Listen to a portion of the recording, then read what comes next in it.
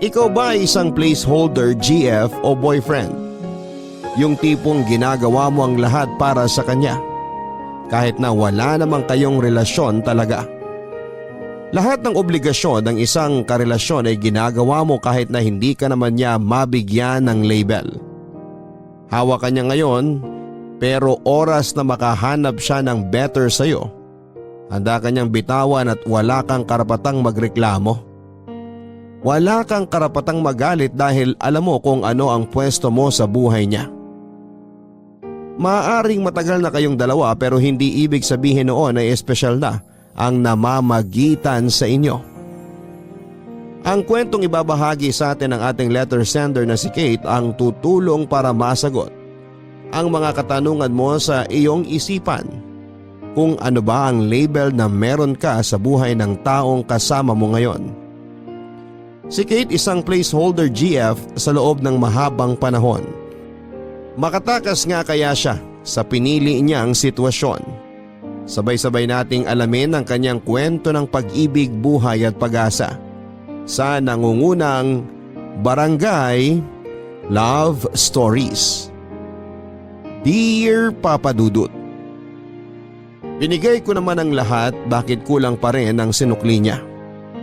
Ako nga pala si Kate, naging placeholder girlfriend sa loob ng halos isang dekada. Nagsimula ito nang nakilala ko si Joe, 28 years old. 10 taon ang tanda nito noon sa akin nang una ko siyang nakilala sa unang trabahong pinasok ko sa industriya ng call center.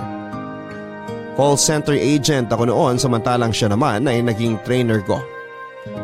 Nagka-crush na ako sa kanya una pa lang dahil nga malakas itong magpatawa at syempre may itsura.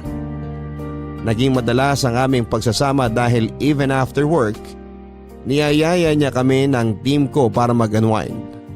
At dahil doon ay mas lalo akong nagkagusto sa kanya dahil mas nilakasan pa nito ang kanyang karisma sa mga baon niyang kwento at bagong papuri sa akin. Noong natapos ang training ko ay hindi pa rin nawala ang komunikasyon naming dalawa. Madalas ako nitong tinetext at tinatawagan. Naramdaman kong mas espesyal pa ako sa kanya lalo na noong inaaya na ako nitong mag-date. Dati kasi hindi ko iniisip na magkaroon kami ng chance na mapag-isa dahil nga madalas kaming buong team ang inaaya niya sa labas. Doon na kami nagsimulang magkaigihan. Aminado akong mabilis akong na-fall sa kanya dahil inaabot nito sa akin ang buong atensyon niya. Inihintay ko na nga lang naligawan ako nito dahil yun na lang ang kulang. Habang hindi pa niya sinasabi yon, naging willing akong maging kalambingan niya. Kalandian at kasama tuwing gusto niya. Ginagawa namin lahat ng pwedeng gawin ang dapat ay ginagawa lamang ng magkarelasyon. Nakontento ako sa ganong setup kahit na walang label.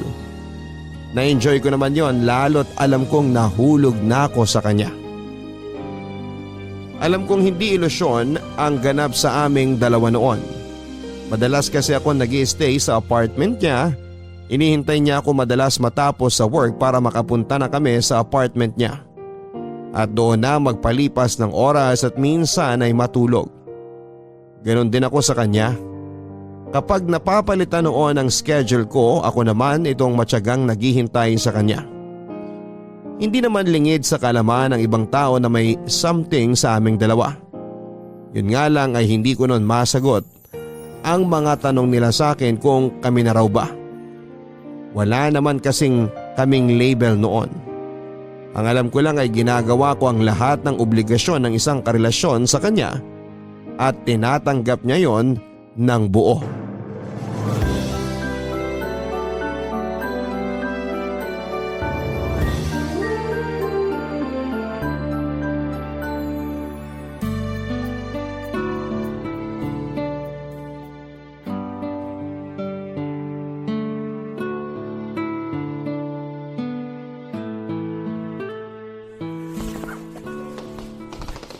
Bukas na lang tayo maglaban ng bedsheet ha. Maghahanap pa ako ng mga pwedeng labhan dito sa apartment mo para isang labahan na lang. Hayaan mo lang dyan. Ipapalaundry ko na lang bukas bago kita ihatid sa inyo. Ay wag na. Kagastos ka na naman eh. Kaya ko namang labahan to kung tinatamad ka. Malinis naman ako maglaba, maniwala ka. Bahala ka. Joe, Oh, paano kaya kung dito na lang ako tumira sa apartment mo? ha? Bakit? Wala naman. Wala naman pala eh. Kung ano-anong pumapasok sa utak mo. Alam mong dapat mong gawin, maligo ka na ron. Malakas ang pakiramdam ko na makakarami tayo ngayon eh. Ayaw mo ba? Ang alin? Ito naman bingi-bingihan. Yung magsama na tayo. Ay, hindi ba joke yon? Mukha ba nakikipaglokohan ako? Hay, bakit ba kasi gusto mo magsama na tayo? Ayaw mo ba? Sagutin mo muna yung tanong ko. Nauna ako magtanong eh. Para may mag-alaga na sa'yo. Kaya mo namang gawin yun kahit hindi ka tumira dito eh. Nabibitin kasi ako sa pag-aalaga sa'yo pag paminsan-minsan lang. Gusto ko sana araw-arawin eh. Sakto naman na sa akin yung paminsan-minsan para di nakakaumay. Siyempre para di ka rin mapagod. Uy, hindi ako mapapagod alagaan ka ah. Yun nga ang goal ko sa buhay eh. Ang babaw naman ng goal mo. Ayaw mo ba nun? 18 ka pa lang. Huwag mong gawing goal ang relasyon. Masyado ka pang bata para mag-focus dito. So may relasyon na talaga tayo? Mali ako doon. Hindi ata ako naging malinaw. Ang ibig kong sabihin, huwag ako ang gawin mong goal sa buhay. Magpakasawa ka muna sa pagiging bata. Tapos after nun pwede na tayong dalawa? Hindi ko pa alam. Sa totoo lang, di relasyon ang focus ko ngayon eh. Marami pa kasi akong gustong gawin. Malapit na ako mag-30 kaya gusto ko muna mag-explore. Marami akong mga bagay na gustong gawin at subukan. Maraming bagay o maraming babae? Both! Seryoso ka ba dyan? Alam mong sobrang honest kong tao. Di ako magsisinungaling sa'yo. Totoong gusto ko pang makakilala ng ibang babae. Gusto kong maging sigurado bago ako kumagat sa pain. E paano naman ako? Ano ba ako sa'yo? Ano tayo? Masaya tayo. Masaya lang? Ayaw mo ba ng masaya? Ang hirap kasi na yan ang maging sagot ko sa mga nagtatanong kung ano tayo. Yung masaya lang. Eh ano bang pakialam nila? Ang importante, masaya tayo. Di ba masaya ka naman sa atin? Oo, pero mas magiging masaya sana ako kung alam ko kung ano yung posisyon ko sa buhay mo.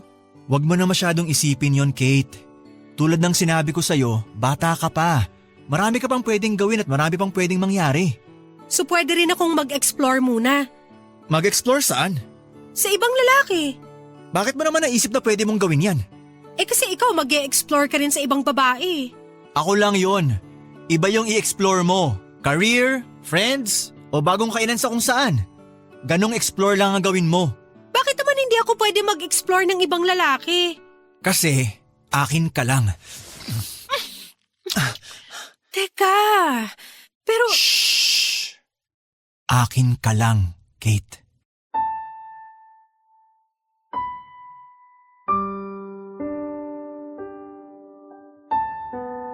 Kinilig ako sa sinabi niyang yon sa akin nung inangkin niya ako at sinabing para lang ako sa kanya. Kakaibang feeling yon kaya kahit papaano ay nawala yung takot ko na ipagpatuloy kung ano man ang ginagawa namin. Hindi na muling napag-usapan ang tungkol sa namamagitan sa amin. Nakontento na lamang ako sa meron kami. Totoong natitrigger pa rin ako noon sa mga taong nagtatanong kung may label na nga ba kami. Pero hindi ko na lamang masyadong ini-stress ang sarili ko noon. Iniisip ko na lamang ang mga sinabi ni Joe sa akin na masaya naman kami sa kung ano ang meron.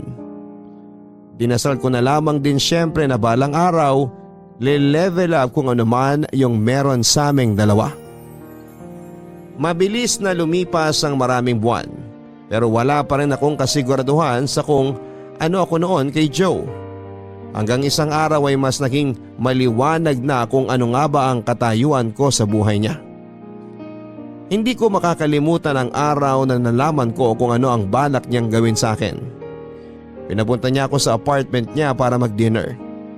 Tinanong ko noon kung kailangan ko bang magdala ng damit pang sleepover. Pero sinabi niya na huwag na raw. Hindi ko alam kung bakit ako biglang kinabahan noon. Nagtungo ako sa apartment niya. Nag-dinner muna kami at doon pa lamang ay na-feel ko nang may balak itong sabihin sa akin. Noong natapos na kami ay sinabi na niya ang plano niya.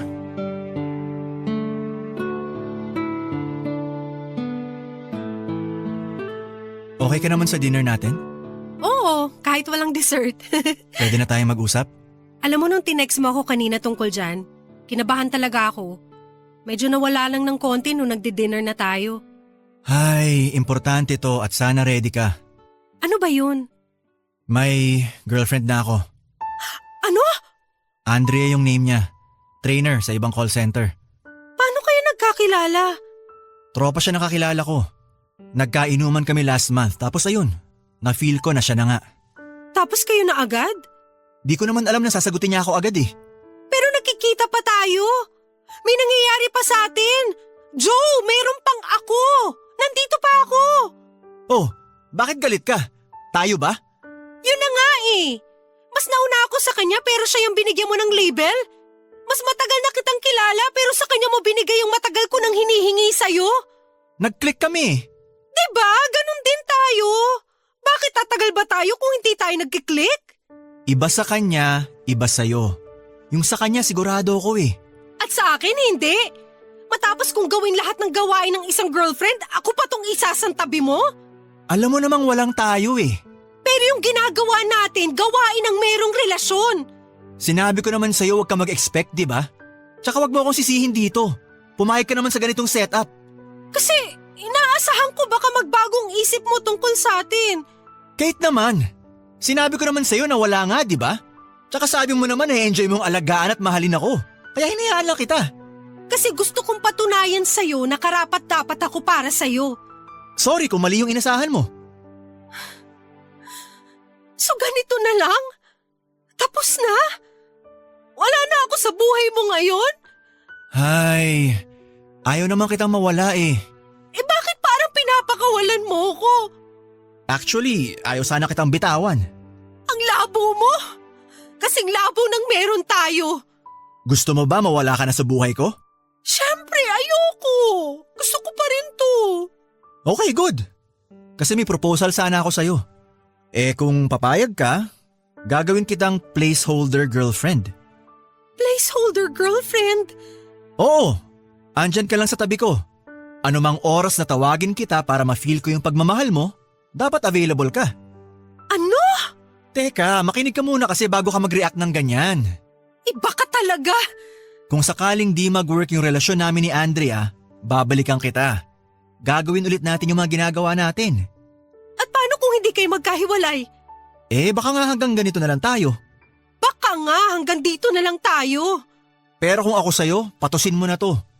Hindi natin alam, baka nga nabibigla lang ako kay Andrea. Kung willing to wait ka, baka pwede pa tayo sa susunod. Habang hinihintay ko yung time na yon, makakausap pa ba kita? Makakasama? Pwede naman. Pwede pa rin tayo magkita o mag-usap, pero limitado na. At depende sa progress ng relasyon namin ni Andrea.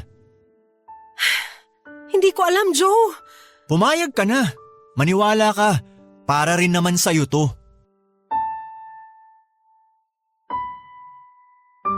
Hindi ko alam pero napapayag ako noon ni Joe sa gusto niyang mangyari. Naging placeholder GF ako sa kanya. Ayoko siyang mawala noon, Papa Dudut, kaya kahit nakakababa ng dangal ang gustong mangyari ni Joe, pinilit ko na lang na gustuhin kung yon ang paraan para magkaroon pa rin ako ng komunikasyon sa kanya.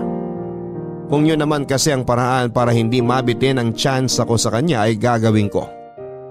Naging bihira naman ang pag-uusap at pagkikita namin. Singit lang ako noon sa oras niya at kapag nakikita kami ay madalas ay dahil may away silang dalawa ni Andrea. Naging ganon ang sitwasyon ko sa buhay ni Joe na nakasanayan ko na. Nalaman ko rin na naging placeholder BF itong si Joe sa unang nitong GF. Doon daw niya unang nalaman kung ano ang ibig sabihin nun.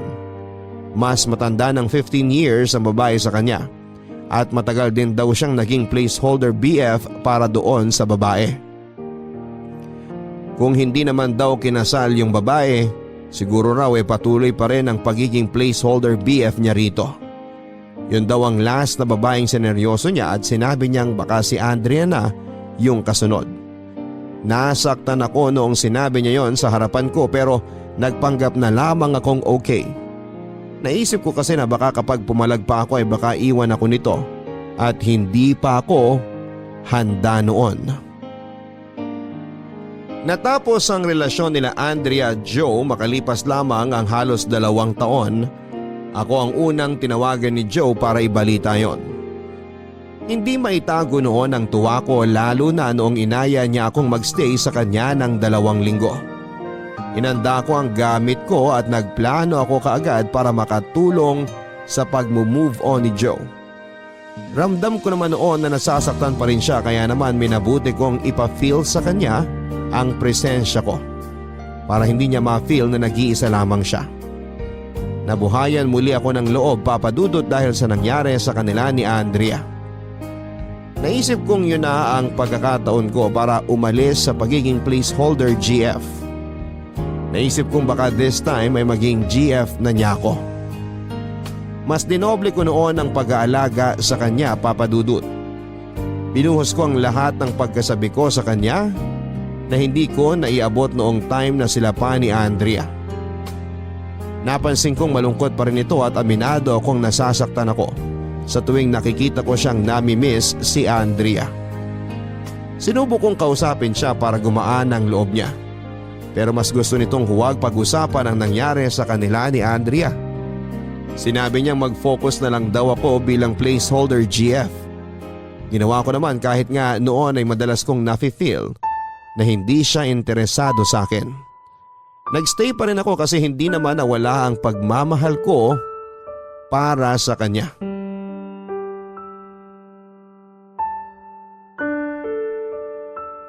Joe? Ano?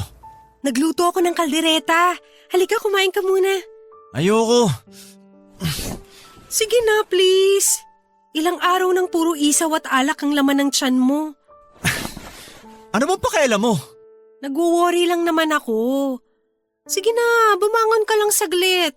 Tapos matulog ka ulit kapag nakapagpahinga ka na after mong kumain. Ang kulit mo. Naganda rin ako ng kape doon, pangpababa ng hangover. Ano ba?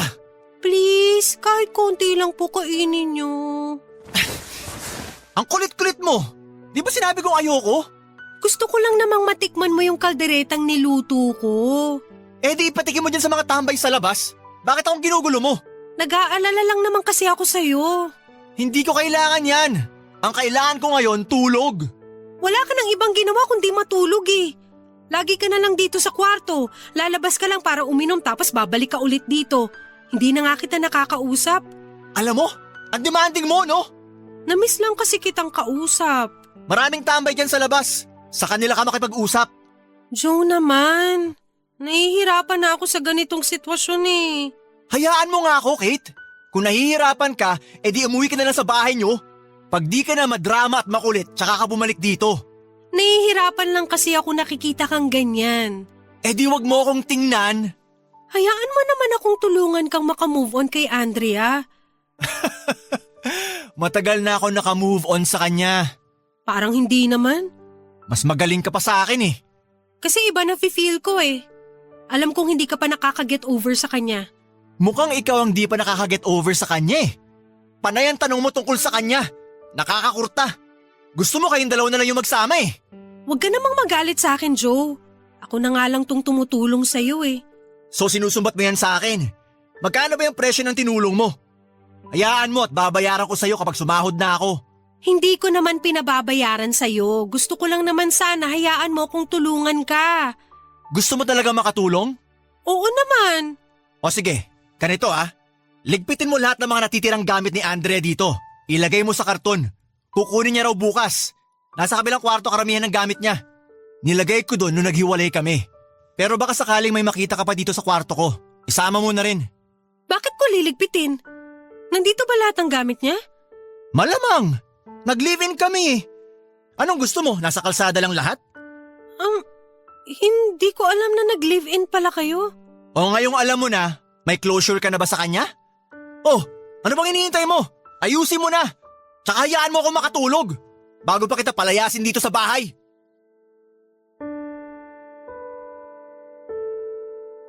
Nasaktan ako noon papadudot nang malamang kong binahay niya si Andrea. Samantalang ako noon ay ilang beses kong pinagmukang tanga ang sarili ko. Pumayag lamang itong i-live-in ako. Inayos ko ang mga gamit ni Andrea, marami nga itong gamit na nasa kabilang kwarto noon. Nasaktan ako habang hinahawakan ang mga gamit na yon. Lalo na yung mga damit niya. May mga picture din silang dalawa na nakita ko sa isang plastic at kahit masakit ay tinignan ko yon isa-isa. Nagbalik ako sa kwarto ni Joe para hagilapin pa kung meron pang natirang ibang gamit si Andrea at marami pa nga itong underwear sa cabinet ni Joe. Nilagay ko lahat yon sa karton at bago ako lumabas, napansin ko ang cellphone ni Joe. Nanginginig akong kinuha yon habang tulog siya. Alam ko ang password noon ni Joe kaya nabuksan ko yon kaagad. Binasa ko doon ang messages nilang dalawa ni Andrea at nabasa ko kung paanong nagmakaawa si Joe kay Andrea para tanggapin siya ulit. Ayaw na ni Andrea pero hindi pa rin klaro sa akin kung bakit sila nagkahiwalay na dalawa. Kinabukasan ay umalis si Joe dahil ayaw daw nitong makaharap si Andrea noon. Ako lang ang pinagbantay nito ng bahay para may magbigay ng gamit ni Andrea. Kabado ako noon at hindi ko alam kung paano haharapin ang babaeng matagal ko nang kinaiinggitan. Nang dumating siya ay niready ko ang sarili ko dahil marami akong gustong sabihin at itanong sa kanya. Tinulungan ko siyang hakutin ang mga gamit niya at noong time na nailagay na yon lahat sa sasakyan niya, nilakasan ko na ang loob ko na kausapin siya. Nagpaunlak naman siya pero pansin kong galit ito at mukhang sa akin niya yon irirehistro.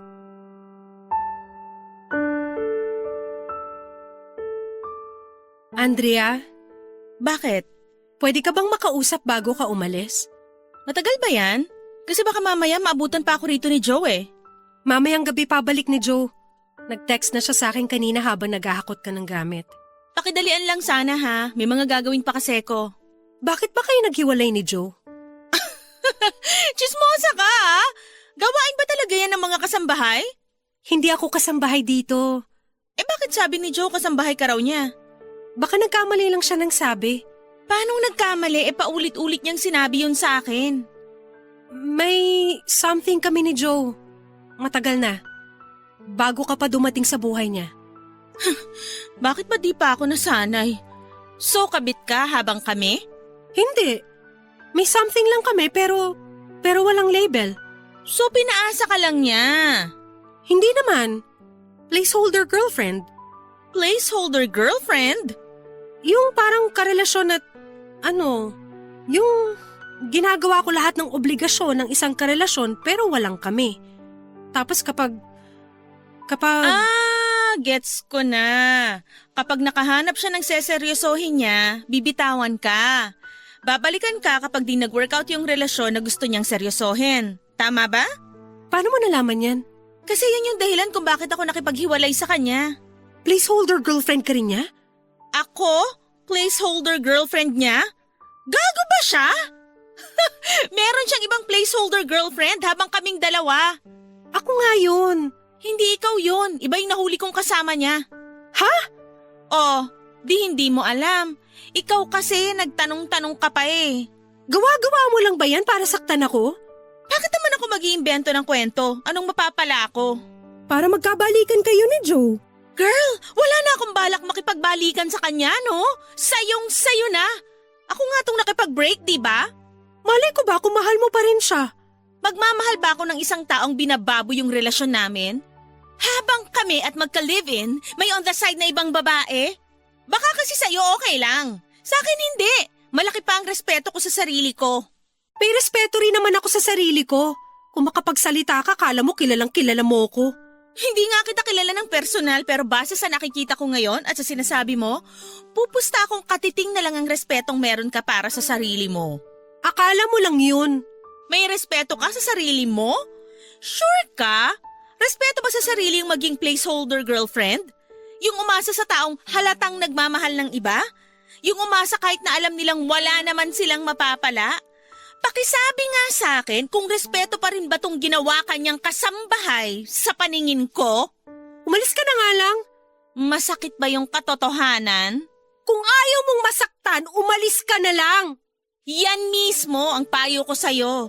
Kung ayaw mong masaktan sa sitwasyon mo ngayon, umalis ka na lang. Nalaman kong meron pang isang placeholder GF noon si Joe. Masigit pa nga ito kesa sa akin dahil sa kanila, may nangyayari samantalang ako noon hanggang usap lang kami noon. Nahuli sila ni Andrea na mag-check-in sana at doon na nga tinapos lahat ni Andrea ang relasyon nila.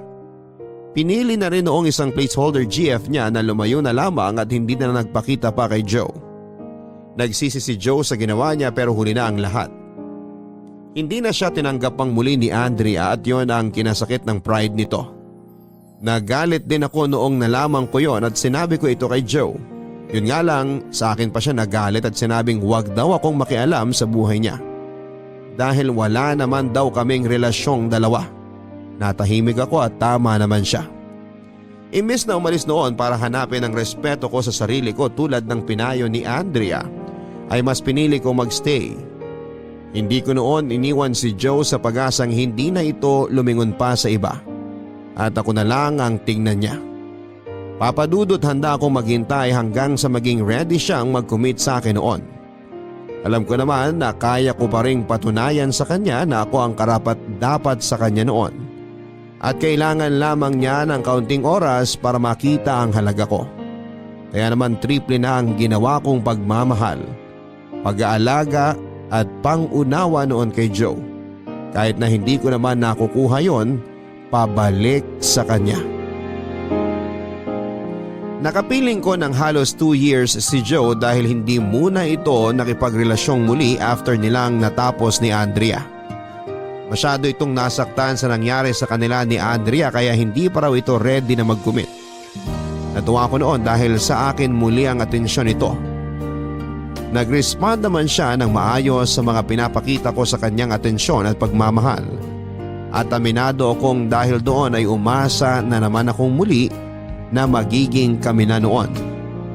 Mas madalas na rin ako magstay sa bahay niya at pinalagay niya ang ibang damit ko sa kabilang kwarto. Nangingiti na lamang ako noon dahil nga unti-unti ay mukhang magli-live-in na kami.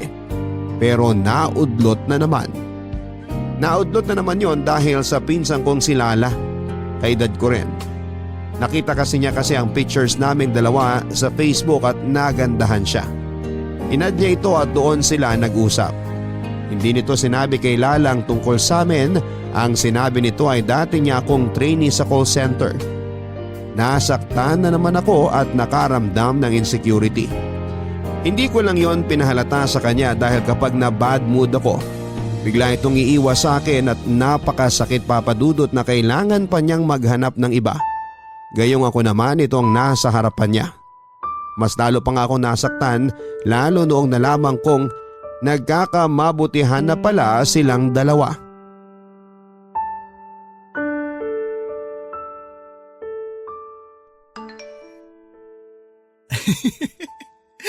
Oh, kanina ka pa nakangiti dyan ah.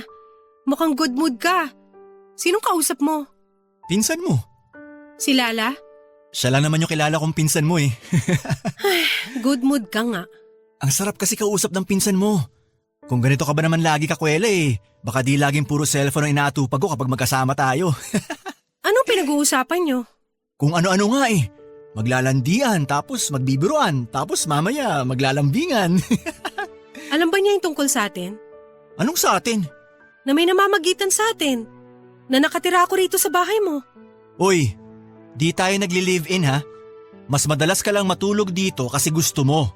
Pero ikaklaro ko lang ha, di tayo nagsasama. Baka mamaya makwento mo pa sa kanya eh. Hindi naman siya nagtatanong. Sa akin nagtanong siya. Anong sinabi mo? Bukod dun sa sinabi kong dati kitang trainee? Oo. Sinabi ko ni-rent nyo ng ex mo yung kabilang kwarto rito sa apartment ko. Bakit mo naman sinabi yun? Eh kasi nung nag-video call kami para ipakita sa kanya yung apartment, nakita niya yung isang blouse mo na nakasabit dun sa kabilang kwarto. Eh yun agad naisip kong dahilan eh. Naniwala naman siya. Hindi man lang siya nagduda? Magaling ako magsinungaling. Napaikot ko yung sitwasyon. Kaya ako magtatanong siya sa'yo ah. Alam mo na kung anong isasagot ah. Grabe ka. Eh anong gusto mong sabihin ko sa kanya? Na may something tayo? Eh di iniwasan na ako nun. Eh ano naman kung iwasan ka niya. Sa tingin ko yun naman yung tama. Interesado na kasi ako sa kanya. Di ba halata? Siya na madalas yung kausap ko at gusto ko na nga siyang pormahan. Pinsan ko yun, Joe. Baka naman pwedeng iba na lang. Di naman niya alam ang sitwasyon natin eh. Pero pinsan ko nga siya. Konting delikadesa naman. Delikadesa? Eh ikaw nga tong pinipilit ang sarili mo sa akin eh. Kala mo ba di ko nahahalata dati na halos ilagay mo na lahat ng damit at gamit mo rito? Di lang ako umimik nun kasi wala pa naman akong ibang dinidate. Pero ngayon iba na. May Lala na kaya please, alam mo na kung anong gagawin. Hindi ko alam ang gagawin. Maang-maangan ka pa. Para namang tanga to. Alam mo kung ano ka sa buhay ko. At alam mo kung magiging ano ka sa buhay ko kapag may nakilala akong babae na gusto ko maging girlfriend, di ba? Ganun-ganun na lang ba yun? Sa tingin ko naman may point ako. Di ka ba nahiya na pinsan ko naman yung gusto mong targetin? Hindi ko siya balak gawing katulad mo na placeholder girlfriend lang. Gusto ko siyang seryosohin. Pang-seryosohan ng pinsan mo. Di mo ba nakikita? At ako hindi. Ikaw nagsabi niyan. Pero yun ang gusto mong palabasin eh. Oh, bakit nagagalit ka? Kasi nakakabastos ka na eh. Para sabihin ko sa'yo, ikaw mismo ang bumabasto sa sarili mo. Ikaw to pumayag sa ganitong sitwasyon eh. Kung ayaw mo naman ng una pa lang, di naman kita pipilitin. Di ko ugali yun. Kasi mahal kita kaya ako pumayag. Eh wala na ako magagawa dyan. So tapos na tayo dahil meron ka ng balak ligawan? Pwede pa rin namang ipostong sa atin. Kaya nung nangyari kay Andrea. Pipila na naman ako hanggang sa matapos kayo ni Lala. Oo, pero wag mo namang ipagdasal na matapos kami agad ng pinsan mo. Grabe! Kate, iuwi mo na lahat ng gamit mo ha. Para kapag dinalo ko rito si Lala, dapat wala na siya makitang gamit mo. May panty ka pa ata sa ilalim ng kama. Check mo nga. Nabastos ako sa ginawa ni Joe, Papa Dudut. Talagang pinsang ko pang pinatos niya. Naging silang dalawa ni Lala at hindi na muling nagparamdam sa akin si Joe. Ako itong sitanga noon, panay lang ang hintay kung kailan ako kakausaping muli ni Joe. Wala akong ibang ginawa noon kundi ang umiyak lalo't hindi siya nagre-reply sa mga messages ko kahit sa ang social media account niya. Nagalit pa nga ito minsan nang sinubukan ko siyang tawagan kasi magkasama pa raw sila noon ni Lala. Sinubukan ko mag-focus sa work ko at ibang gawain sa bahay para hindi ko na siya maalala pa. Pero parang nananadya ang pagkakataon. Tinawagan ako ni Joe para pumunta sa apartment niya. Ako naman itong marupok, pumunta ako kaagad noon. May nangyari sa amin at hindi ako pumalag. Nalaman kong bihira pala silang magkita ni Lala dahil madalas out of town ang work ng pinsang ko. Nalaman ko rin na nagle-live-in na sila na nakapagpadurog sa akin. Pero bihira naman daw umuwi noon si Lala. Nag-level up ang pagiging placeholder GF ko kay Joe, Papa Dudut. Nung kay Andrea kasi walang nangyayari sa aming dalawa pero noong si Lala na ang GF nito, madalas na nagsisiping kami kapag wala ang pinsan ko. Naging instant kabit ako kung tutuusin at dahil doon ay parang mas nanabig ako kay Joe. Mas nabaliw pa nga ata ako sa kanya dahil noong hindi ko na makayanan pa ang sitwasyon. At dahil gusto ko na ring mas solo si Joe ay nagsumbong na ako kay Lala. Dahil doon ay nakipaghiwalay si Lala at nalaman yun ni Joe. Sinugod ako ni Joe sa smoking area ng trabaho namin. Wala itong hiyang sinigawan ako at pinagmumura. Naintindihan ko naman siya dahil kahit ako ay nabigla sa ginawa ko sa kanila ni Lala. Sino ka? Anong karapatan mo para sirain ang relasyon namin ni Lala? Sorry, Joe! Masyado lang ako nagpadala sa nararamdaman ko. Sorry? Sa tingin mo magagamot ng sorry yung ginawa mo sa amin ni Lala? Kakausapin ko siya. Ayusin ko to. Huwag kang mag-alala. Makikinig yun sa akin. Huwag na! Wala na akong tiwala sa'yo. Baka palalain mo lang lalo yung sitwasyon. Hindi yan. Maniniwala yun sa akin. Sasabihin ko prank lang na sinabi ko sa kanya. Sasabihin Prank ko... lang? Alam mo bang kinausap niya ako at pinaamin sa lahat? Umamin ako! Sa tingin mo maniniwala pa siya kung sasabihin mong prank lang ang lahat? Utak basahan ka ba? Huwag ka naman sana magsalita sa akin ng ganyan. Masisisi mo ba ako? At sinong dapat sisihin, ha? Ikaw lang naman itong pakialamera eh. Alam mong masaya ako kay Lala. Alam mong mahal ko siya. Buti pa siya mahal mo. Samantalang ako, Ako na matagal na sa buhay mo, pero hindi mo maibigay sa akin yung label na binigay mo kina Andrea at Lala. Baliw ka kasi kaya bakit ko ibibigay sa'yo? Kasi binigay ko sa'yo lahat. Ginawa ko lahat ng pwedeng paraan para mapakita sa'yo na deserve kong matawag na girlfriend mo at hindi lang isang placeholder. Tama yung desisyon kong huwag ibigay sa'yo yung label na hinahanap mo eh. Kasi kung ibinigay ko, baka mas malalang kabaliwan pang gawin mo. Buti na lang talaga. Subukan mo kasi! Subukan? Nakita ko ang kabaliwan mo at ayoko masubukan yan kapag binigyan kita ng label. Ginagamit mo lang na rason yan para hindi ako bigyan ng label. Yun ang totoong rason kung bakit di kita kaya maging girlfriend. Joe, please! Ngayong wala na kayo ni Lala, baka pwede magsimula tayo ulit. Magsimula? Baliw ka na talaga, no? Sa tingin mo gusto ba kitang makita? After mong sirain yung relasyon namin ni Lala? Ayusin natin to. Baka naman kasi may dahilan kaya kayo natapos na dalawa. Baka talagang tayo yung para sa isa't isa. Natapos kaming dalawa dahil sa'yo. Dahil pakialamera kang baliw ka.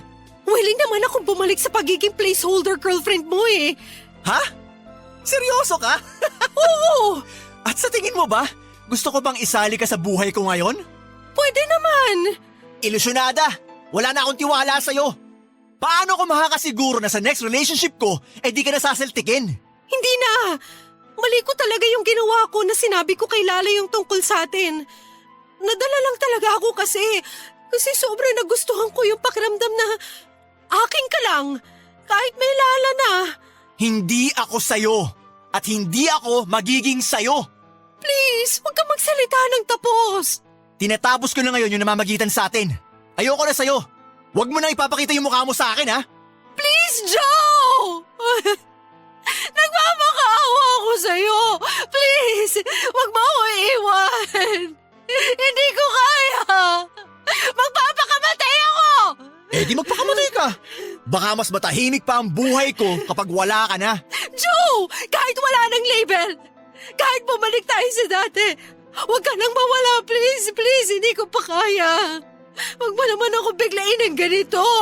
Di sana nag-isip ka muna bago mo sinira yung relasyon namin ni Lala. Joe! Joe!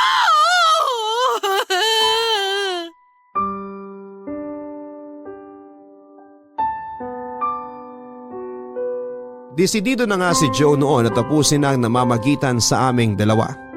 Ilang beses ko siyang sinubukang lapitan noon sa trabaho pero minumura niya lamang ako. Ilang beses akong napahiya sa harapan ng mga kasamahan niyang trainer.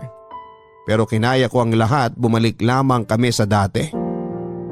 Noong naramdaman kong wala na talagang pag-asa ay nag-file ako ng leave sa trabaho ng 1 linggo para makahinga at may pagluksa ang namatay na pag-asa sa puso ko na balang araw ako yung pipiliin ni Joe. Nagpunta ako ng Quezon para dalawin ang pamilya ko at humingi ng tulong sa kanila para malagpasan ko ang pinagdaraanan ko. Nakatulong naman sila kahit papaano at nang bumalik na nga ako, pakiramdam ko ay handa na ako para mabuhay nang wala si Joe. Hanggang sa makatanggap ako ng isang text kay Joe. Nalaman kong natanggal ito sa trabaho niya. Naawa ko sa kanya kaya naman pinuntahan ko siya sa apartment niya. Napakagulo noon ang tinitirhan niya at puro bote ng alak at ubos ng yosi. Niyakap ko ito at sinabing makakayanan niya ang pagsubok na yon. Niyakap niya ako pabalik at saka nakiusap na huwag ko raw siyang iwanan noon dahil baka patayin niya lamang ang sarili niya. Sinunod ko siya at sa huli ay naging marupok ako at muling bumalik sa buhay ni Joe. Inalagaan at inalalayan ko si Joe habang hindi pa ito nakakatayong muli sa pagkakalugmok niya. Hindi mo na ito naghanap ng trabaho sa takot na ma-reject siya. Kaya naman habang wala pa siyang work, ako muna ang nag-supply sa kanya ng mga kailangan niya. Nung una, puro kailangan lang ang ibinibigay ko sa kanya. Hanggang sa nasanay na siya. Nasanay na rin po itong humingi pati na yung para sa luho niya. Wala sa pagkaing mamahalin hanggang sa mga sapatos ako ang nagbibigay sa kanya. Hindi naman ako nagreklamo dahil mapansin lang nito na magalangan ako sa pagbibigay sa kanya ay magagalit siya. Ayoko nagagalit noon si Joe sa akin dahil nakikita ko naman ang progress sa namamagitan sa amin.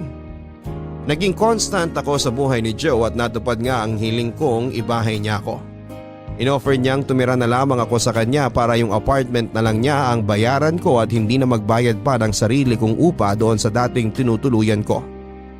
Nakitaan ko yun ng progress sa amin papadudot dahil sa wakas ay magkasama na kaming dalawa. Naisip kong konti na lang at mapapalitan na ang label ko from placeholder GF to real GF.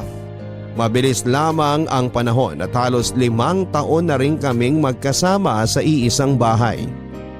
Nagkaroon na rin ito ng bagong trabaho at naging maayos na muli ang direksyon sa buhay niya. Natuwa akong nakayanan niya ang pagsubok na pinagdaanan niya at dahil doon ay mas kampante akong itanong na sa kanya kung may chance nga bang maging kami na. Yun nga lang, isa na namang hindi inaasahang pangyayari ang magaganap noon na magiging dahilan para maudlot ang pagbibigay nito ng label sa akin. Pwede ba tayong mag-usap? Bakit? Ang dami ko kasing napapansin sa'yo lately eh. Alam mo kung mangi-issue ka lang, huwag mo na ituloy. Pagod ako sa work. Mabilis lang to. Baka ang ibig mong sabihin, mabilis mo ako mai-stress. Parang ganyan, ang bilis mong pumitik. Sabi na eh, mga issue mo na naman to. Gusto ko lang makipag-usap sa'yo. Gusto mo makipag-usap o gusto mo mang-away? Gusto kong mag-usap. O sige na. Ano na naman ba yung sentro ng kapraningan mo ngayon? Napapansin ko, bihira ka na kung umuwi rito sa bahay. Eh kasi nga busy sa work. Sa work ka ba natutulog? Hindi. Doon sa katrabaho kong si David. After work kasi doon ako madalas nagsistay sa kanila after namin mag-inuman. Alam mo na, pangtanggal stress. Eh di sana after ng inuman umuwi ka rito. Eh mas malapit yung bahay niya sa work kesa rito eh. Okay, sige. Basta sa susunod mag-text ka kung hindi ka uuwi ha. Ay, demanding na naman po siya. Hindi naman sa demanding, ayoko lang mag-alala. Napapraning ka lang kasi. Huwag mo na nga akong gawing tanga. Kunwari ka pa nag-aalala pero ang totoo, napapraning ka lang talaga. Oo, siguro nga ganun. Masisisi mo ba ako? Wala tayong label eh. Tapos lately lagi mo ko iniiwasan. Tapos bihira ka pang umuwi rito. Ano mong gusto mong maramdaman ko? Eh di yung dapat maramdaman ng isang placeholder girlfriend. Wala. Wala? Hindi kasi pwedeng wala. Almost 10 years na ako nagsisilbi sa'yo. Almost 10 years ko nang inaalay ang buhay ko sa'yo. Wala akong ibang naging karelasyon dahil ikaw yung gusto ko. Tapos gusto mo wala akong maramdaman? Paano yun? Aralin mo kung paano. Talaga bang wala lang ako sa'yo? Talaga bang sa loob ng halos isang dekada wala akong naging puwang sa buhay mo? Placeholder girlfriend. Ano pa nga ba? Hanggang doon na lang? Matapos ang lahat ng ginawa ko? Matapos lahat ng sakripisyo ko, hindi mo man lang ako pwedeng tawaging girlfriend mo? Alam mo kung ano tong pinasok mo. Hindi ko alam na tong pinasok ko hanggang ganito lang talaga. Eh bakit kasi umasa ka? Kasi akala ko may chance!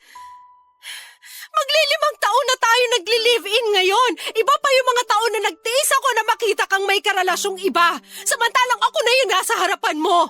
Ako na yung mas handa magbigay ng kailangan mo pero sa ibang tao ka pa rin nakatingin. Alam mo, pass muna ako sa usapang to. Talagang pagod ako eh. Sinong gagawa ng mga bagay na ginawa ko para sa'yo? May kilala ka bang ibang babae na handang maging on the side lang habang kumakalantari ka sa iba? May kilala ka bang ibang babae na handang ibigay sa'yo lahat ng laman ng ATM niya hanggang sa huling sentimo? May iba bang babae para sa'yo na uunahin ang luho mo kaysa makabili ng gamot niya sa tuwing tinatrangkaso siya dahil bugbog na siya sa trabaho para lang mabuhay ka? So nanunumbat ka naman ngayon. Pass na talaga ako sa ganitong usapan. 37 years old ka na, Joe! Wala ka pa rin bang balak pumirme sa iisang babae?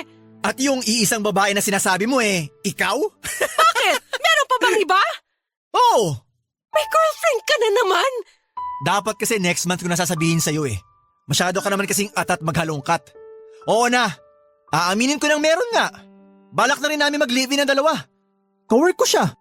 Yung mga araw na hindi ako natutulog dito, doon talaga ako nagsistay at hindi kay David. Kaya naman pala, lumuluwang na yung cabinet mo. Kaya pala halos maubos na yung mga damit mo rito. Ikaw naman kasi. Binigla mo ako. Bala ko naman kasing sabihin sa'yo to eh. Humahanap lang ako ng tiyempo.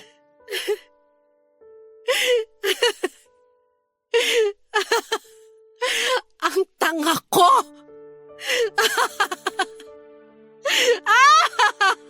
Ang tanga-tanga ko!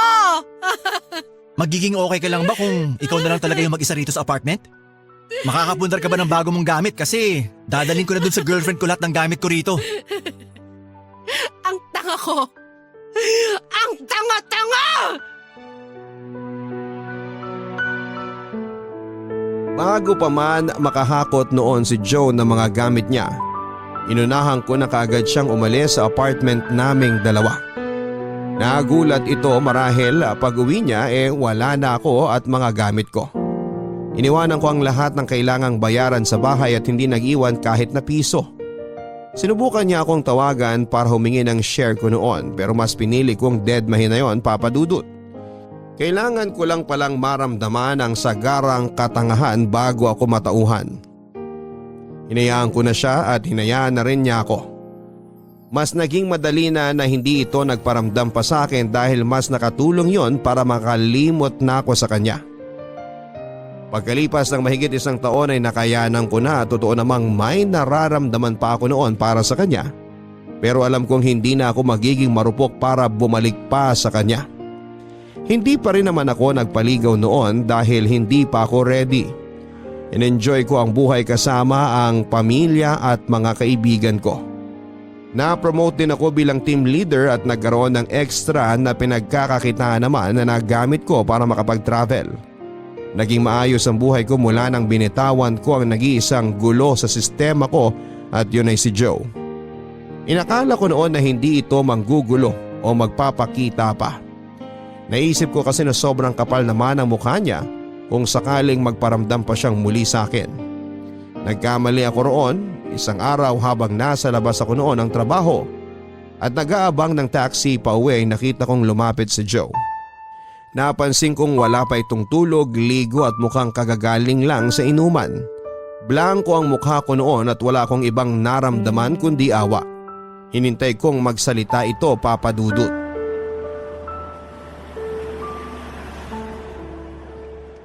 Kumusta ka na? Okay naman. Ikaw, mukhang hindi ka okay Napansin mo pala. Eye bags, maduming pantalon, magulong buhok at maputlang balat. Sinong hindi mapapansing hindi ka okay? Huwag mo nang ipagdiinan. Hayaan mo na ako. Ang importante sa akin, nalaman kong okay ka. Thank you. Pwede ka bang makausap? Ano pa bang ginagawa natin ngayon? Baka pwedeng mag-usap tayo sa bahay ko. Ano? Hindi ako pwede. Kailangan ko nang umuwi, may early flight ako bukas. Wow! Nakakapagbiyahe ka na pala ulit. Good for you. Oo, good for me talaga. Kasi kung binabad ko yung sarili ko sa'yo noon, wala akong ibang mapupuntahan kundi kusina at kwarto mo lang. Pero masaya ka naman nun, di ba? Oo, kasi akala ko tama yung ginagawa ko. Masaya ka kasi tama yung nararamdaman mo para sa akin nun. Mahal mo talaga ako. At walang mali sa pagmamahal. Tama ka naman. Walang mali sa pagmamahal. May mali nga lang sa taong minahal. Aray naman. May iba ka pa bang sasabihin? Sa bahay ko na sana gustong ituloy lahat eh. O bakit dun? Paano kapag nandun ang kalivin mo? Wala na kami. Since last month pa. Kaya naman pala. Anong kaya naman pala? Kaya pala ganyan ang itsura mo at kaya pala nilalapitan mo ulit ako ngayon. Kailangan mo ba ulit ng placeholder girlfriend? Kate, hindi. Kailangan ko na ng GF. At ako na ba yung napili mo maging girlfriend mo? Wow! Natauhan na ako. Nung time na niloko ako nung last girlfriend ko, na-realize ko kung sino yung totoong nagmamahal sa akin. At ikaw yun. Ay, niloko ka? Anong pakiramdam na bumalik sa'yo ang karma? Please, Kate. Alam ko may pagkakamali ako sa'yo. Pagkakamali? Bakit tunog isa lang? Marami kang pagkakamali sa akin. At nandito ako ngayon para itama lahat yun. Sinong nagsabi sa'yo na gusto ko pang itama mo yun? Kailangan kong itama para maging maayos na tayo. At sino nagsabi sa'yo na gusto ko maging maayos tayo? Para maging tayo na ulit. Maging tayo ulit? Aba, naging tayo pala nang hindi ko alam? I mean, maging tayo na talaga. Ngayon pa? Bakit? Huli na ba? Bakit ngayon lang? Dahil ba wala ka ng options? Dahil iniisip mo ako na lang yung tanga-tangang lalapit at papayag sa'yo? May pinagsamahan kasi tayo, kaya iniisip ko baka may second chance pa to. Second chance? Nakailang chance ka sa akin dati, Joe? Lumagpas ka na sa bilang ng mga daliri ko sa paa at kamay. At pinagsisisihan ko yun. Hanggang dyan na lang ang pwede mong gawin. Magsisi. Wala na ba talaga? Hindi mo na ba ako mahal? Mahal pa rin kita. Yun naman pala eh, so bakit? Pero, mas mahal ko na ang sarili ko ngayon. Ang tagal bago ko to natutunan. At ang kapal ng mukha mo para lumapit sa akin ngayon at sabihin lahat ng to. Matapos ng impyernong pinagdaanan ko, talaga bang iniisip mong babalik pa ako sa'yo? Kate, please. Kahit ngayon lang, Joe. Itaas mo naman yung tingin mo sa akin. Huwag mong isipin na madali mo lang ako mahahablot anumang oras na gusto mo at bibitawan mo anumang oras na piliin mo. Irespeto mo naman ako. Nirirespeto kita. Hindi na ako tanga, Joe. Kung hindi mo yan kayang ibigay yung respetong hinihingi ko sa'yo, huwag ka nang lumapit sa akin. Dahil hindi ko alam kung kaya ko pang respetuhin ka matapos lahat ng pambababoy na ginawa mo sa akin. Kate, pwede bang... Taxi! Kate, please naman oh. Kailangan kita. Huwag mo naman akong tiisin.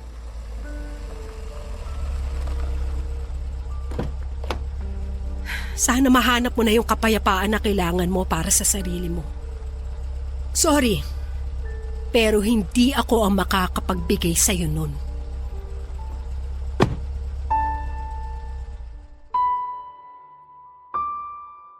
Hindi ko na muling nakita pa si Joe.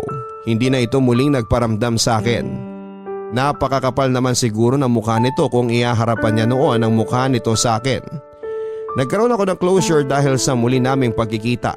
Kahit na hindi ko nasabi sa kanya lahat ng naipong kong galit, naging sapat pa rin yon sa akin na masabi sa kanya yung tuktok ng sama ng loob ko. Nakahinga na ako talaga ng maluwag after noon. Pinagpatuloy ko ang buhay ko nang walang ibang nililingon pa sa aking nakaraan. Dahil natapos ko na yon nang sinimulan ko ng patawarin ang sarili ko. Sa ngayon ay wala pa rin akong karelasyon pero para sa akin ay ito ang makakabuti. Wala pa akong naiipong pagmamahal na handa kong ibigay sa iba dahil buwabawi ako sa pagkukulang ko noon sa sarili ko. Ginawa ko ang lahat para mapatunayan ko sa sarili ko sa pagkakataong ito na ako naman ang pipiliin ko. Hindi na ako papayag na may isa na namang Joe ang magiging dahilan para muli kong talikuran ang sarili ko. Maraming salamat po Papa Dudut sa pagbasa ng aking liham, ang inyong kabarangay forever, Kate. Sa mga panahong hindi ka pinili ng iba, piliin mong talikuran sila para harapin ang sarili mo. Maraming tao ang pwedeng umabuso ng pagmamahal mo para sa kanila, marahil ay iniisip nila na kahit na anong mangyari ay hindi ka mawawala. Patunayan mo sa kanila na oras na hindi mo maramdaman ang pagmamahal at respeto nila. Kaya mo silang talikuran at tanggalin sa listahan ng mga taong hindi mo kailangan. Balang araw ay makakahanap ka rin ng isang taong hindi mo na kailangang ipagpilitan ang sarili mo sa kanya. Makakahanap ka rin ng isang taong para sa kanya, ikaw lang ay sapat na. Hanggang sa muli, ako po ang inyong Papa Dudut sa mga kwento ng pag-ibig, buhay at pag-asa. Dito sa Barangay Love Stories number 1. Na makinig tayo sa mga nakatatanda upang wala tayong pagsisihan pagdating ng araw. Ikaw kabarangay, gaano mo kahandang pangatawanan ng bunga ng iyong kapusukan? Papa Dudut. Kumusta po? Bago ko po umpisahan ang pag-share ng life story ko, ay pabati po muna ng isang mainit at magandang katanghalian sa inyo at sa ating mga kabarangay. Itago niyo na lamang po ako sa pangalang Vanji, 28 years old at taga-subaybay ng Barangay Love Stories. Sobrang natutuwa po ako sa mga kwento na itinatampok ninyo na talaga namang kinapupulutan ng aral sa buhay. Yun po ang dahilan kaya naisip kong sumulat sa inyong programa upang ako naman ang makapagbahagi. Magsisimula po ang lahat noong 19 years old ako. Teenager pa lamang at aminado po akong may katigasan na ang ulo ko, Papa Dudut. Siguro kasi ayun din yung panahon na gusto kong i-explore ang mundo sa labas ng 4 na sulok ng bahay namin. Kaso ay nagkaroon naman ako ng striktang magulang. Kaya aaminin kong naging rebelde ako sa sarili kong paraan at madalas na hindi nakikinig sa mga payo at pangaral nila. That time ay kasabwat ko lagi sa pagpapasakit ng ulo ng parents ko ang pinsan at kabarkada kong si Dana. Magkaedad lamang kami, Papa Dudut, kaya super close namin. Ang paborito namin gawin ay gumala at kasama ng apo doon yung hilig namin na magpunta sa mga sayawan sa mga barangay, lalo na tuwing may fiesta.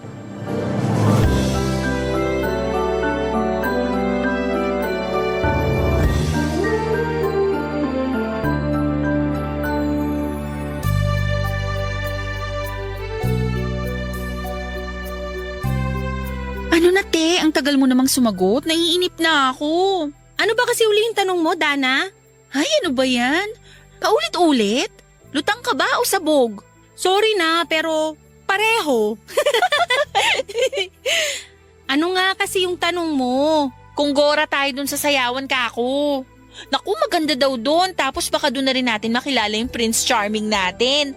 O di ba, bongga? Lagi mo na lang yan sinasabi kada sayawan na pinupuntahan natin eh.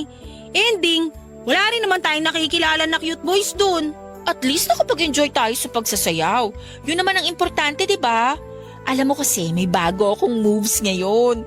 At gusto kong gamitin dun sa sayawan para ako yung pagtinginan ng mga tao. Ewan ko sa'yo, dami mong alam. Ay, pero gustuin ko mang pumunta. Alam mo namang mahigpit si na mama. Last time napalo pa nga ako't napagsabihan. Piruin mo sa edad kong to, para pa ring bata yung turing nila sa akin. Nakakahiya at nakakainis kaya. Naku, matagal na namang nakakainis yung si tita eh. Pero go pa rin tayo. Gusto ko talagang pumunta doon. Ayoko naman mag-isa kasi partners tayo, di ba? Gusto mo yata talaga akong paumpyangin ng mama ko, no? Minsan iniisip ko kung pinsan ba talaga kita o ano eh. Siyempre, pinsan mo ko, kaya nga lagi kitang sinasama sa mga gala ko eh. Saka de, kala mo naman ikaw lang yung may striktong magulang. Ako rin naman, nung nakaraang araw nga kamuntik na akong sinturunin ni mama dahil ang tigas ng ulo ko. Pero go pa rin ako. Bakit ba? Malalaki na tayo, hindi na tayo mga bata. Sa bagay, correct ka dyan sa sinabi mo. So, ibig bang sabihin yan? Pumapayag ka ng sumama sa akin?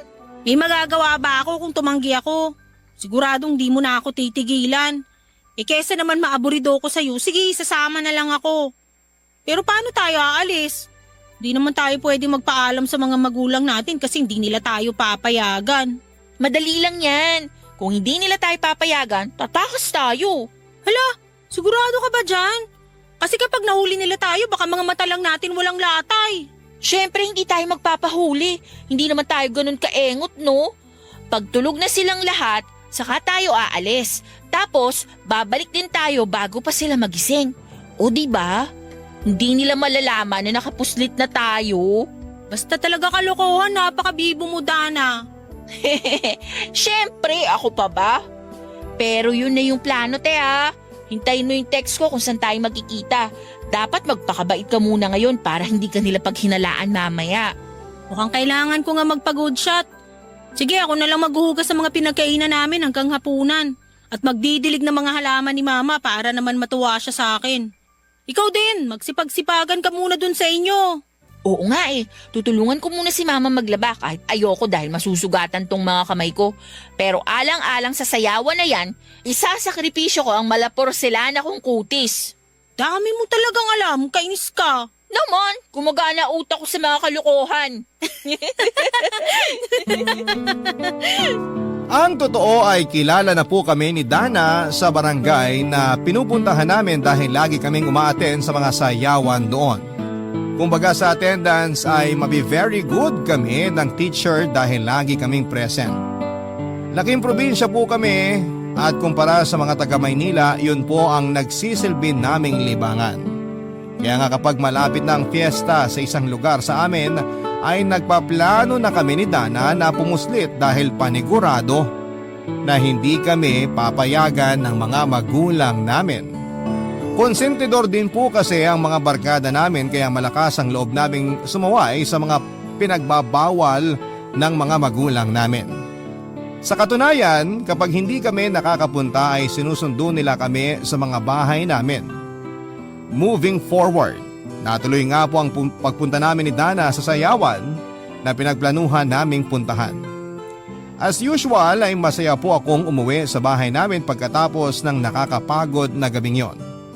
At kahit na pinaulanan na naman ako ng sermon ng mama ko matapos niyang magkaidiya sa pagtakas namin ay wala po akong pakialam, Papa Dudut. Para sa akin ay hindi nila ako mapipigilang gawin ang gusto ko kahit na pagbawalan pa nila ako. Lumipas sa mga araw at nagkaroon na naman ng sayawan sa isang partikular na barangay sa lugar namin na pinuntahan at dinaluhan namin ni Dana. Tapos ay doon ko po nakilala si Jeffrey nang minsan ko siyang makapareha sa sayaw.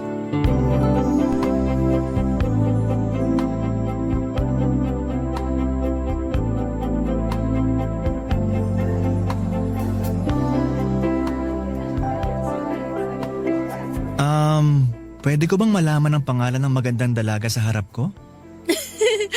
Hoy, hindi naman ako maganda. Sakto lang. Basta para sa akin, maganda ka. Ako nga pala si Jeffrey kung itatanong mo. Vanjie naman ang pangalan ko. Sabi na bagay sa'yo. Parehong maganda. Puro ka bola. Pasalamat ka, gwapo ka. Aba, gwapo talaga ako kasi sabi ng tatay ko, magaganda at gwapo raw ang lahi namin. Wow, ang hangin mo rin pala, no? Para tuloy gusto ko nang bawiin yung sinabi ko.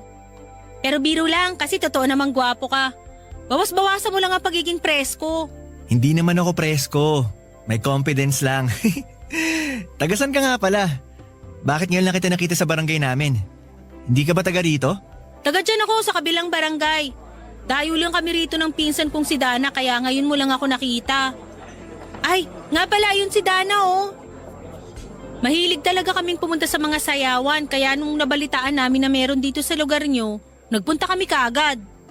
Mabuti naman kasi kung hindi kayo pumunta rito, hindi sana kita makikilala ngayong gabi.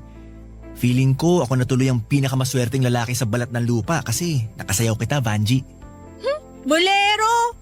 Pero in fairness di ko lamang isasagot ko. Hayaan mo na kung wala kang masabi. Hindi naman sa lahat ng pagkakataon kailangan mo sumagot sa mga papuri sa'yo. Pero marami na bang nakapagsabi na maganda ka? Lalo na yung mga mata mo. Ikaw pa lang. Sabi na wala talagang taste ng ibang tao. Pero ayos na rin na sa akin mo nalaman. At least mas totoo, di ba? Naku, wag mo naman ako masyadong purihin kasi baka masanay ako tapos hanap-hanapin ko na. Sige ka. Wala namang kaso kung hanap-hanapin mo. Willing naman akong i-appreciate ang ganda mo at sabihin yun sa'yo para malaman mo. Sabi kasi ng mga magulang ko, kapag may maganda tayong nakikita sa paligid natin, sabihin natin. Ipaalam natin dun sa tao para ma-boost yung confidence niya. Tama nga naman, kasi parang naging confident ako ngayon dahil sa mga sinabi mo. Thank you, Jeffrey Alam mo, kahit ngayon lang tayo nakita, magaan na talaga loob ko sa'yo. Weird ba yun? Hindi naman. May mga tao talagang itinakda para sa isa't isa. Kaya kahit hindi pa sila nakikita ng matagal, kampante na sila sa isa't isa. Sinasabi mo ba na tinadhana tayo? Oo. Bakit? Ayaw mo ba? Teka, may boyfriend ka na ba, Vanjie? Wala akong boyfriend. Kung liligawan mo ko, baka ikaw ang unang maging boyfriend ko. Anong sabi mo? Medyo mahina. Hindi ko masyadong narinig. Ang sabi ko, sumayaw na lang tayo. Tara na, excited na akong ipakita sa iyo yung moves ko. Sige, tara. Papa Dudut, sino mag-aakala na magkakatagpo ako ng isang lalaki na makaka-fives ko sa lugar pa mismo na hindi ko inaasahan. Siyempre kung tatanungin niyo ako kung anong pakiramdam ko ay kulang ang salitang masaya para i-describe ang feelings ko, lalo na nga noong isinasayaw na ako ni Jeffrey. Feeling prinsesa rin kasi ako that time, lalo pa nang magkaalaman kami ng pangalan at yung mga mata niya ay hindi na maalis sa pagkakatitig sa akin.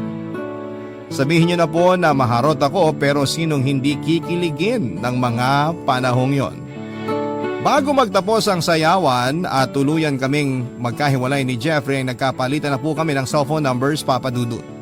Tapos nagsimula na po kaming maging textmates. Ang nakakatuwa pa rito ay regular ang pagkikita namin ni Jeffrey kasi lagi ang ginagawa namin ni Dana papunta doon, lalo pat naging boyfriend na rin niya ang isa sa mga kaibigan ni Jeffrey. Kung magpapaalam kasi kami ay hindi rin naman kami papayagan ng mga magulang namin kaya tumatakas kami. Siguro sila na lang din ang nagsawa sa kakasaway sa amin kaya sa huli tinigilan na lamang nila. Hindi nga nagtagal ay nagkamabutihan kami ni Jeffrey at niligawan niya ako, Papa Dudut. Pagkaraan ng 2 linggo ay ibinigay ko na sa kanya ang matamis kong oo. Barangay Love Stories. Barangay Love Stories. Papa Dudut, nang maging kami ni Jeffrey ay walang pagsidlan ng kasiyahang nadarama ko. Pakiramdam ko ako yung bida sa mga teleserye na pinapanood ko gabi-gabi sa GMA Telebabad. Tapos si Jeffrey naman ang leading man ko. Tawagin niyo na akong corny pero ganun yata talaga kapag in love.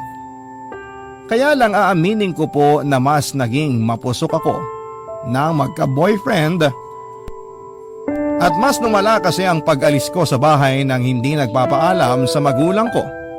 Kesyo gusto kong makipagtagpo kay Jeffrey. Sa katunayan ay may eksena pa nga na sobrang desidido kong makaalis ay tumalon pa ako sa bintana ng bahay namin, Papa Dudut. Siyempre nag-hysterical naman ang nanay ko kesyo baka ikapahama ko ang ginagawa kong yon. Tapos may isang beses din na sa pag-uwi ko sa bahay namin, nasa labas na po ang mga damit ko dahil gusto na nilang palayasin ako. Nagkaayos din naman po kami ng magulang ko pero pagkaraan ng ilang araw ay bumalik ulit ako sa dati kong gawin. Ang pagpuslit para makipagkita kay Jeffrey. Hindi niyo po ako masisisi dahil para sa akin ay si Jeffrey ang safe and comfort zone ko. Kapag kasama ko siya ay ligtas ako at malaya dahil nakakatakas ako sa mga responsibilidad sa bahay namin. Nang mga panahon na yon ay naging bulag at bingi po ako sa payo ng mga magulang ko dahil sa pagmamahal ko sa boyfriend ko. Bukod sa pagiging mapusok, mas naging matigas ang loob ko, Papa Dudut. Isang gabi pareho kaming lasing ni Jeffrey at may nangyari sa amin. Yun po ang unang beses na nagpagalaw ako at tiwala naman ako dahil mahal ko siya. Sa loob ng 3 buwan namin bilang magkasintahan ay 3 beses na pong may nangyayari sa amin ni Jeffrey, Papa Dudut.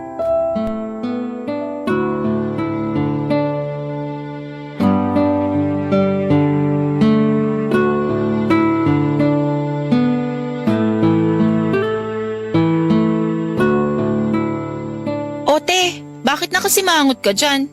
Sige ka, magkaka-wrinkles ka. Dana naman. Problemado na nga yung tao tapos kung ano-ano pang sinasabi mo dyan. Wala siya. Kaya nga nagtatanong ako kung bakit ka nakasimangot, di ba? Ano ba kasing problema? Ay, di ba kasi ako nagkakaroon? Wait, absorb ko lang ha. Menstruation ba yung tinutukoy mo na hindi ka pa nagkakaroon?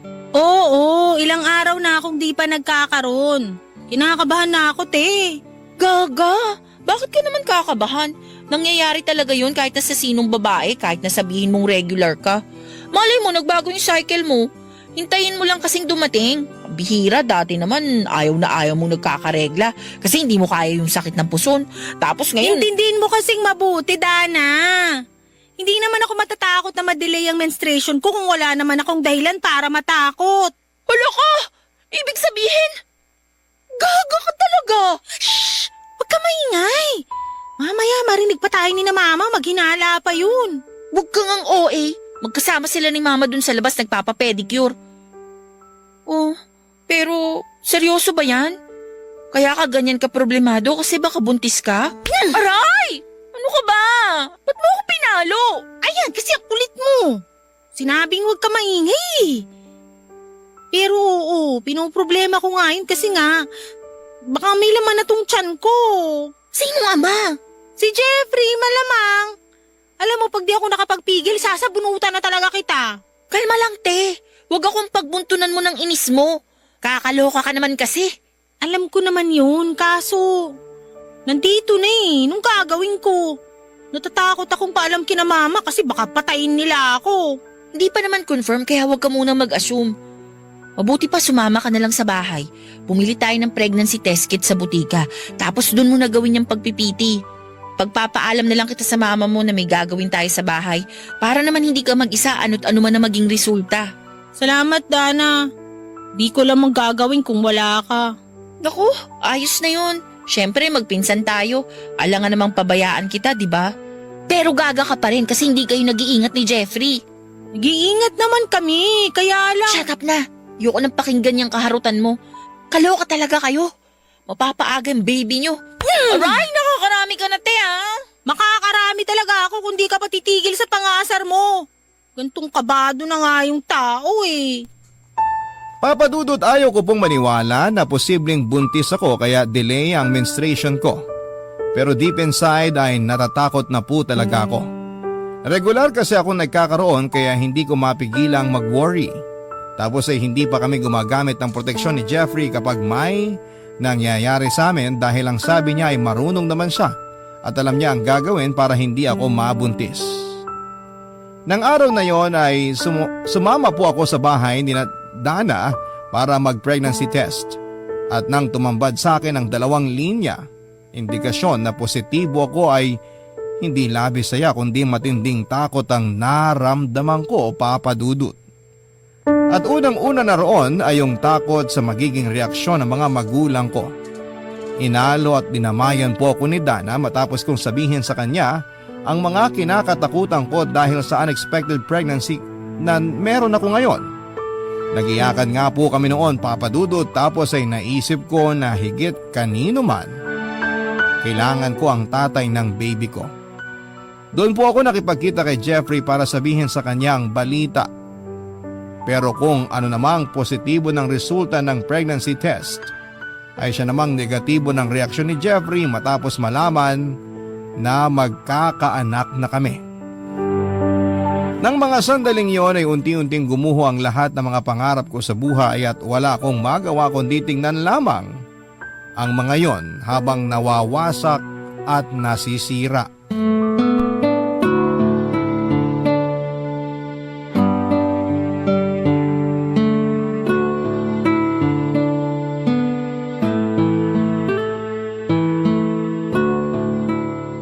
Ano ba kasi sasabihin mo, Vanji?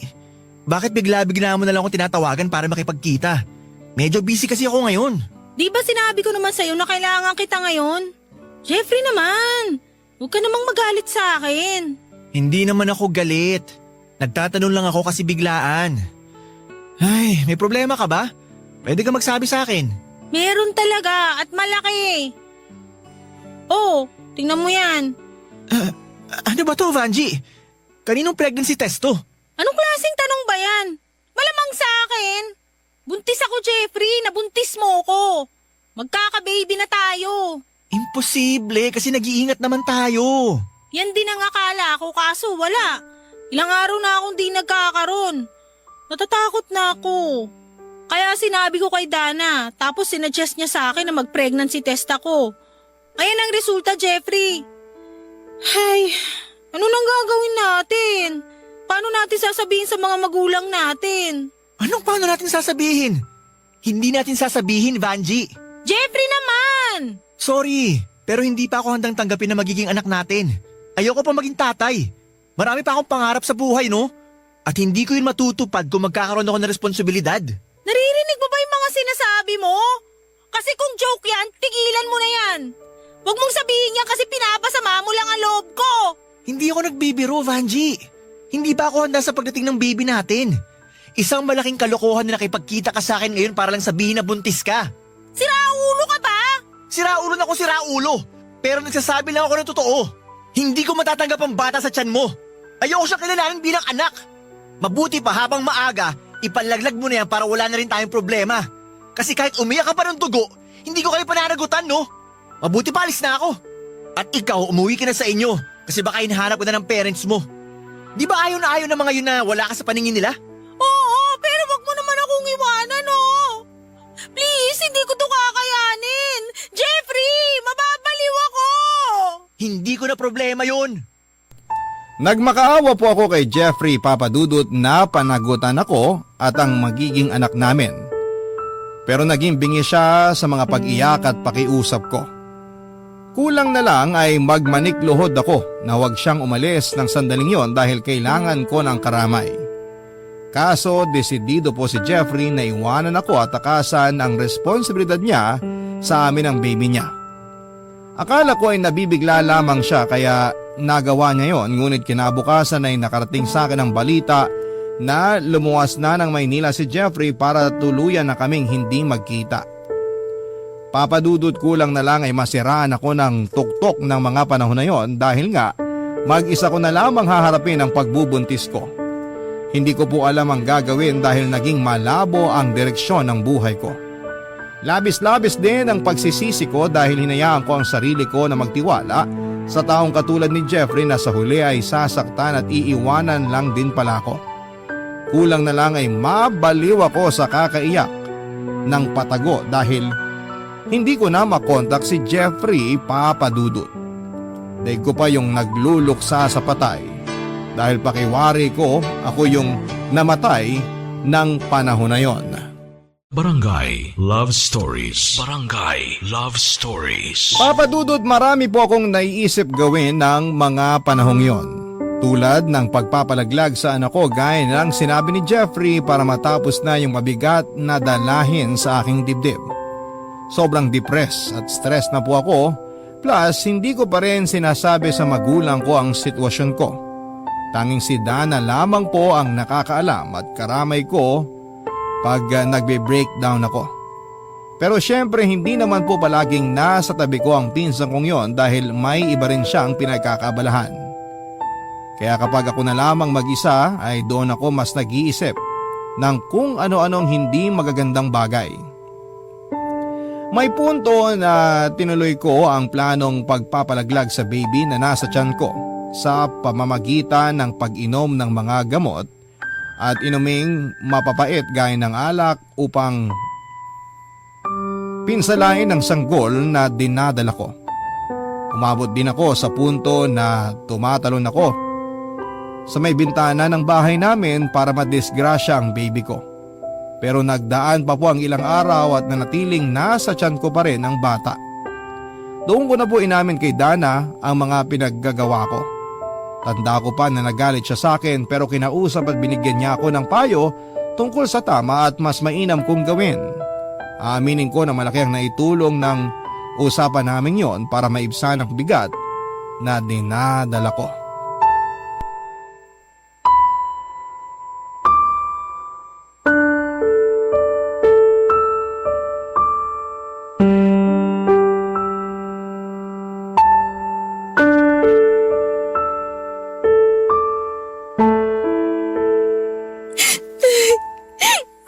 Akala ko wala na akong igagalit pa dahil sa ginawa sa'yo ni Jeffrey. Pero parang mas magagalit ako sa pinagagawa mo sa sarili mo at sa baby mo, Vanji. Okay ka lang ba talaga? Paano mo yun naisip? Hindi ko rin alam, Dana.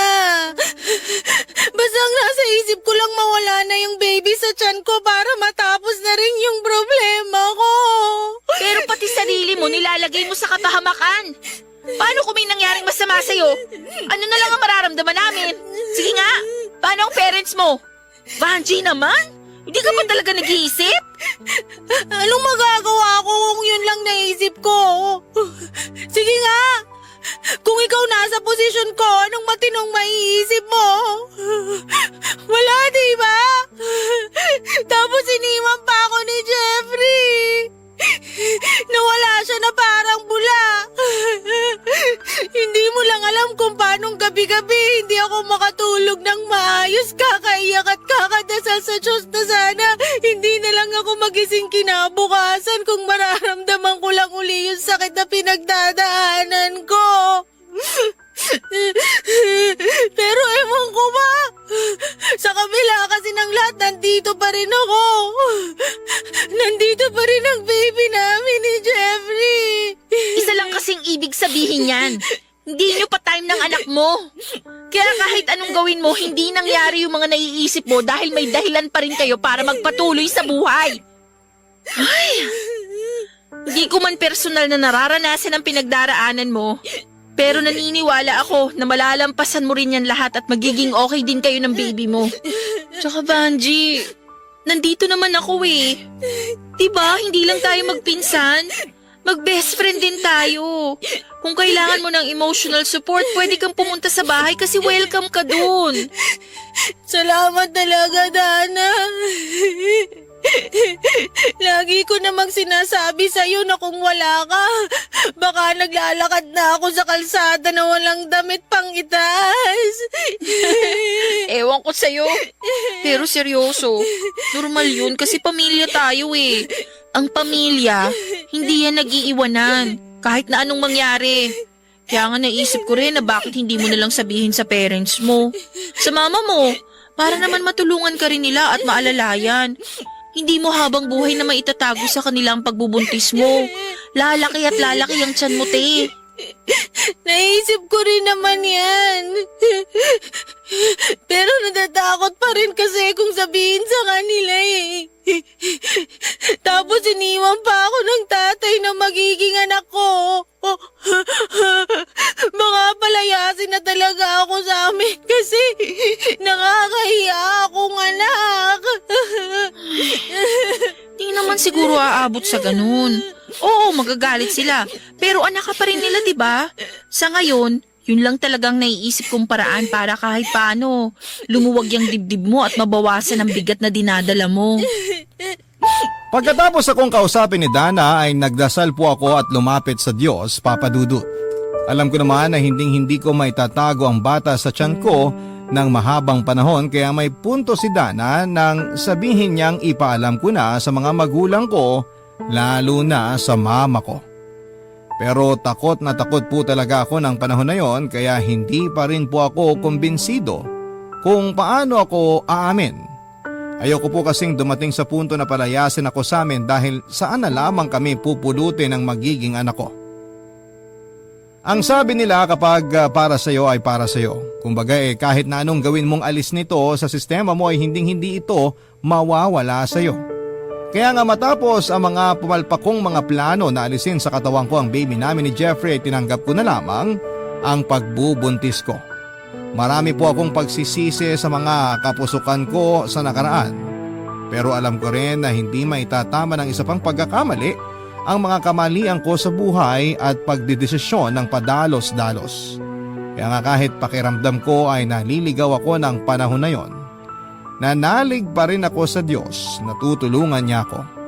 At isa na nga po marahil sa paunang sagot niya sa tulong na hinihingi ko ay matapos akong kausapin ng masinsinan ni Mama. Doon ko na rin po inamin sa kanya ang lahat-lahat.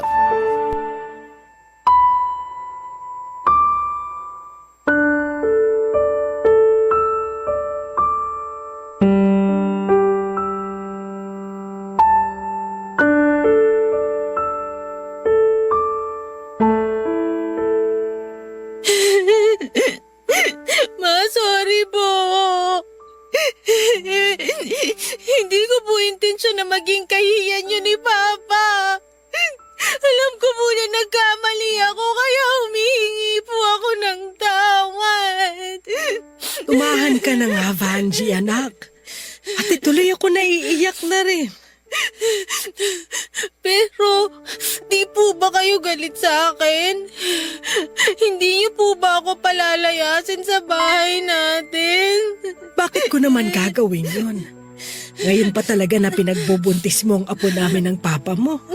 Napakasama ako namang nanay kung gagawin ko yun.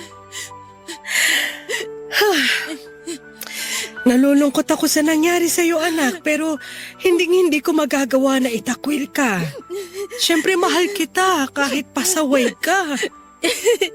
Mama naman eh. O bakit? Totoo naman, di ba? Kung nagagalit man ako ngayon, hindi sa'yo. Hindi rin sa baby mo. Kundi sa sitwasyon nyo at sa tatay ng anak mo. Napakawalang yan naman ang lalaking yun para maglaho na parang bula matapos kang buntisin.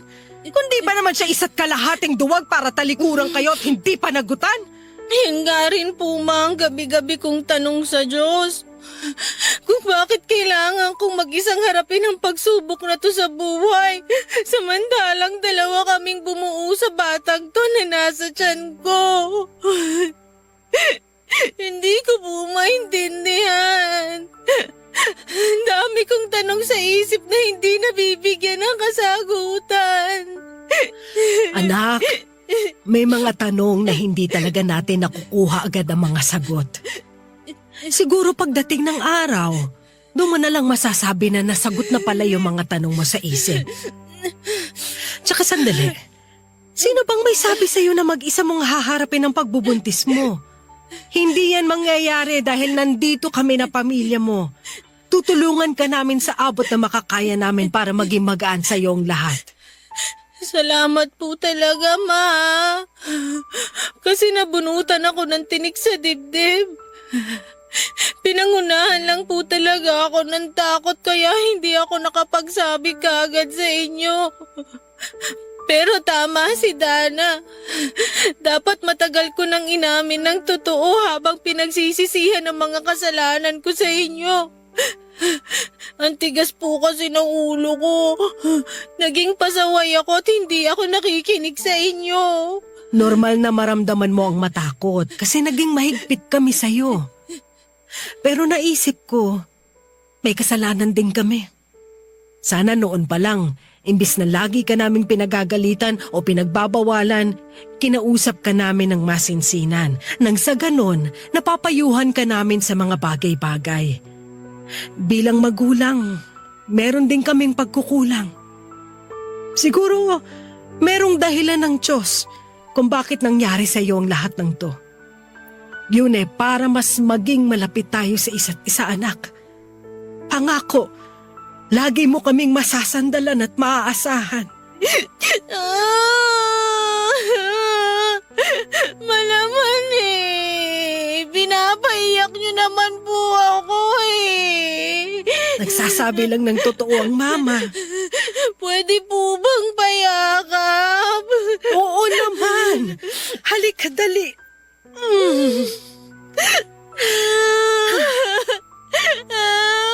Ang anak kong to, oo. Magiging magulang na rin. Nag-aalala pa rin po ako kasi wala akong kaalam-alam sa pagiging magulang. Matututunan mo rin yan. Basta lagi ka nang makikinig sa amin. Pangako, Mama. Hindi na po ako magiging pasaway. Wala po talaga tayong maililihim sa ating mga magulang dahil napapansin nila anuman ang bumabagabag sa atin. At napatunayan ko na po yan matapos sabihin sa akin ni Mama na may mga pagbabago sa physical appearance ko na nahalata na niya. Kaya naman nagka-idea siya na buntis na ako. Nang sabihin ko sa kanya na oo at matapos niyang malaman kung sino ang ama ng baby ko, pati na rin ang ginawang pang-iwan sa akin ni Jeffrey, bagaman nalungkot ay sinuportahan pa rin po ako at pinatawad ni Mama. Malaki po ang pagpapasalamat ko sa Diyos dahil hindi nila ako tinakwil sa pamilya namin, sa halip ay tinulungan at ginabayan nila ako sa buong panahon ng aking pagbubuntis. Noong una akala ko ay hindi ko kayang pangatawanan ang anak ko. Pero nang mailuwal ko na siya sa mundo, una kong ginawa ay humingi ng tawa dahil ginusto ko siyang mawala noon. Tapos kasunod na po yung labis na tuwa at saya kasi sa wakas ay nakita at nahawakan ko na po siya. Nagpapasalamat po ako sa Diyos dahil normal ang anak ko at walang naging masamang epekto sa kanya mga ginawa ko noong araw para maalis siya sa katawan ko. Sa kasalukuyan ay may asawa na po ako, Papa Dudut, at tanggap ng mister ko ang anak ko kay Jeffrey. Masasabi ko rin na maswerte ako dahil nakakilala ko ng mabuting lalaki. Napaninindigan ako at ang anak ko sa dati kong boyfriend at ang pamilyang binuo namin. Tunay na mabuti ang Panginoon sa mga taong nagsisisi sa kanilang mga nagawang kasalanan at nagsisikap na makapagbagong buhay. Maraming salamat po sakaling mapili po ninyong itampok ang storya ng buhay ko at sana po ay kinapulutan po ito ng aral at inspirasyon ng ating mga kabarangay